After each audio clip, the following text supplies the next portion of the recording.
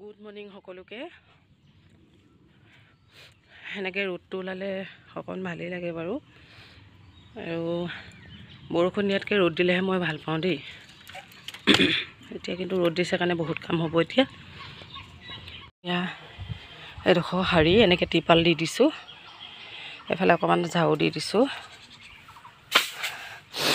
ঝাৰু দি অকণমান টিপাল লগাই, আৰু এইয়া নানীহঁত আহিছে, এই তিনিজনীয়ে আহিছে, আৰু কেইজনমান মাতিছিলে কিন্তু আহিব নোৱাৰিলে, ক'ৰবাত গ'ল। এনেকৈ এতিয়া পাত ছিঙাও হৈছে। চবেই নিজৰ নিজৰ কাম কৰিছে। এয়া মানুহজনে গাখীৰ খীৰাই, তেওঁৱে খীৰাই বাৰু, আৰু গোহালি চাফা কৰা তেওঁৰ কথা। আৰু এয়া মই ছাগলীকেইটা খুলি চাফা কৰিলোঁ। ৰাতিপুৱা কিমানখন সাৰিব লাগে চাওকচোন। এয়া গোহালি, এয়া কিন্তু মানুহজনে চাফা কৰে দেই। এয়া আৰু এফালে মই সেইখিনি এনেকৈ সাৰি আকৌ সেই ৰাস্তাত গোটেই বাঁহপাত সেইখিনি সাৰি মেলি থৈ আহিছোঁ।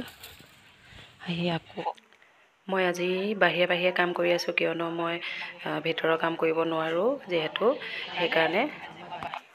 সেয়া গাখীৰ ভাগে ভৰাই দিলে, আৰু চবেই নিবহি আৰু ঘৰৰ পৰা। তাৰপিছত এতিয়া সেয়া মায়ে মানে ৰ'দটো দিছে যে, ৰ'দ উলিয়াৰ কাৰণে ধান আছিলে, ধান কেইটামান বহাই দিওঁ বুলি মায়ে লাগিছে ধানত। এয়া ধান বহাই আছে।